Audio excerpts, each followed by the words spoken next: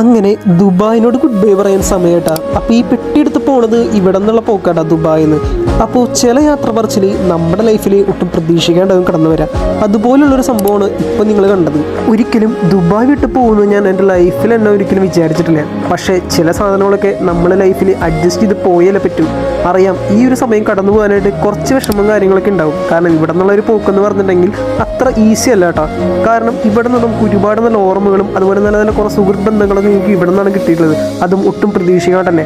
അപ്പോൾ ഈ ഒരു യാത്ര പറച്ചിൽ എനിക്ക് അത്യാവശ്യം നല്ല വിഷമമുണ്ട് കേട്ടോ. പക്ഷേ ഇവിടെ നമുക്ക് പോയാലേ പറ്റൂ. അപ്പോൾ അതിനുള്ള സമയം ഇത്ര അടുത്തെത്തുന്നത് ഞാൻ ഒട്ടും പ്രതീക്ഷിച്ചില്ല. അപ്പോൾ ഇവിടെ നിന്നുള്ള യാത്ര പറച്ചിലാണ് ഇന്നത്തെ ഒരു വീഡിയോ കേട്ടോ. അപ്പോൾ എന്നെ അറിയണവരും എൻ്റെ ഈ ചെറിയൊരു വ്ളോഗ് ചാനലൊക്കെ കാണുന്നവർക്കൊക്കെ അറിയാം, നമ്മുടെ ഈ വീഡിയോയിൽ കൂടുതലും ദുബായത്തെ കാര്യങ്ങളൊക്കെ ആയിട്ടാണ് പറയാറുള്ളത്. അപ്പോൾ അതുകൊണ്ടാണ് ഇവിടെ നിന്ന് പോവാന്നുള്ളത് ഞാൻ ഇങ്ങനെ ഒരു വീഡിയോ ഇട്ട് കേട്ടോ. അപ്പോൾ ഇത്രയ്ക്കുള്ളൂ. അപ്പോൾ ബൈ ബൈ കേട്ടോ.